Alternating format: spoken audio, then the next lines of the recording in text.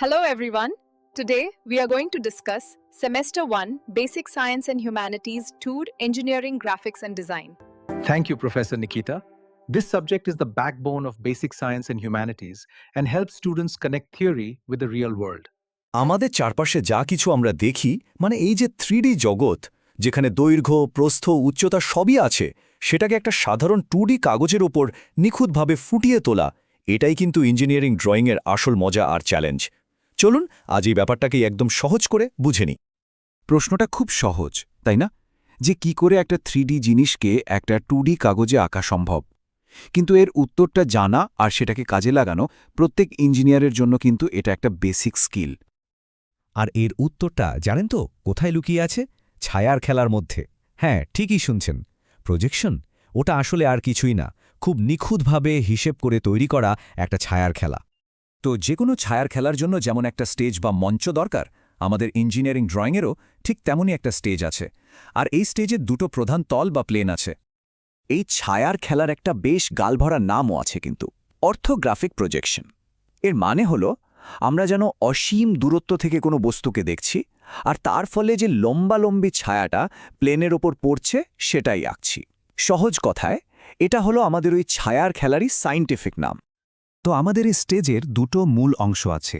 ভাবা যেতে পারে একটা মেঝে যাকে আমরা বলি হরিজন্টাল প্লেন বা এইচপি, আর একটা দেওয়াল যাকে বলি ভার্টিক্যাল প্লেন বা ভিপি। মেঝে অর্থাৎ এইচপি ওপর থেকে পড়া ছায়াটাকে ধরে, মানে আমাদের টপ ভিউ দেয়, আর দেওয়াল মানে ভিপি সামনে থেকে পড়া ছায়াটাকে ধরে, যেটা আমাদের ফ্রন্ট ভিউ দেয়।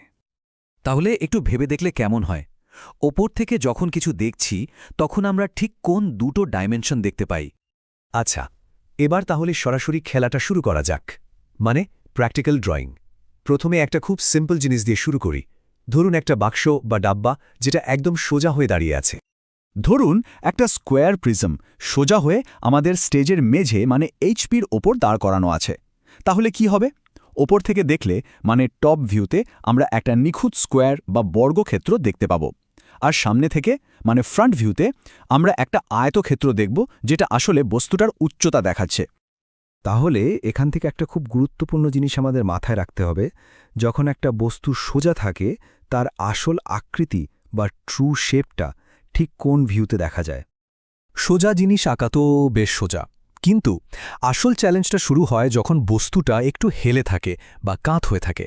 চলুন দেখি তখন কি হয়। কিন্তু কি হবে যদি আমরা বাক্সটাকে একটু কাত করে দিই? খুব স্বাভাবিক তাই না? ছায়ার শেপগুলো বদলে যাবে, সেগুলো আর আসল আকারের থাকবে না, একটু যেন ছোট বা বিকৃত হয়ে যাবে। আর এই বদলে যাওয়া ছায়াটাকেই নিখুঁতভাবে আঁকাটাই হচ্ছে আসল আর্ট। কিন্তু ঘাবড়ানোর কিছু নেই, এই কঠিন সমস্যাটার জন্য একটা দারুণ সহজ সমাধান আছে, 2 স্টেজ মেথড। প্রথমে কি করব? ধরে নেব বস্তুটা সোজাই আছে আর তার সিম্পল টপ ভিউ আর ফ্রন্ট ভিউ এঁকে ফেলব। তারপর যে ভিউটা কাত করতে বলা হয়েছে সেটাকে নির্দিষ্ট অ্যাঙ্গেলে কাত করে আবার আঁকব। আর ফাইনালি ওই কাত করা ভিউ থেকে পয়েন্ট নিচে নামিয়ে আর আগের ভিউ থেকে পয়েন্ট পাশে নিয়ে গিয়ে ফাইনাল ভিউটা কমপ্লিট করব। তাহলে পুরো পদ্ধতিটার সবচেয়ে জরুরি প্রথম স্টেপটা কি মনে আছে তো? একটা কাত হওয়া বস্তুর প্রজেকশন আঁকতে গেলে সবার আগে কি করতে হয়? আচ্ছা, এই পুরো ব্যাপারটা সহজে মনে রাখার একটা ছোট্ট ট্রিক আছে। খুব সহজ, মাত্র 4টে শব্দ। সোজা ভাবো, কাত করে আঁকো। মানে প্রথমে বস্তুটাকে সোজা ভেবে তার সিম্পল ভিউটা আঁকতে হবে, তারপর যে ভিউটাকে কাত করতে হবে সেটাকে কাত করে ফাইনাল ভিউটা এঁকে ফেলতে হবে। ব্যাস, হয়ে গেল। তাহলে চলুন আমরা এতক্ষণ যে 3D থেকে 2Dর সফরটা করলাম সেটা এক ঝলকে দেখে নিই।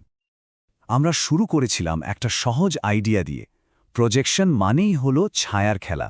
আমাদের স্টেজে ছিল একটা মেঝে মানে এইচপি টপ ভিউয়ের জন্য, আর একটা দেওয়াল মানে ভিপি ফ্রন্ট ভিউয়ের জন্য। আমরা দেখলাম সোজা বস্তুর ক্ষেত্রে একটা ভিউতে তার আসল আকৃতি দেখা যায়, আর কাত হওয়া বস্তুর জন্য আমরা একটা ম্যাজিক ফর্মুলা ব্যবহার করি, সোজা ভাবো কাত করে আঁকো। কিন্তু এই যে এত কিছু শিখলাম, এটা কি শুধু পরীক্ষার খাতায় ছবি আঁকার জন্য? একদমই না, এর ব্যবহার কিন্তু অনেক বড়। এটা আসলে শুধু ড্রয়িং না, এটা হলো সৃষ্টির ভাষা। যে কোনো কিছু তৈরি করার আগে তাকে কল্পনা করার ভাষা। একবার ভাবুন, আজকের দিনের মডার্ন ক্যাড সফটওয়্যারে গাড়ির ডিজাইন হোক বা 3D প্রিন্টের থেকে কোনো মডেল বেরিয়ে আসা, এমনকি আমরা যে ভিডিও গেম খেলি তার ভার্চুয়াল জগৎ বা বিশাল বিশাল আর্কিটেকচার, এই সব কিছুর গোড়াতেই কিন্তু লুকিয়ে আছে এই প্রজেকশনের ফান্ডা। মানে এই ভাষাটা একবার আয়ত্ত করতে পারলেই ভবিষ্যতের যে কোনো জটিল জিনিসকে শুধু কল্পনা করা নয়, তাকে বাস্তবে তৈরি করার ক্ষমতাও চলে আসবে। তো এখন যেহেতু এই সৃষ্টির ভাষাটা আমাদের জানা, আসল প্রশ্নটা হলো এই ভাষা ব্যবহার করে ভবিষ্যতে নতুন কি তৈরি করা যায়।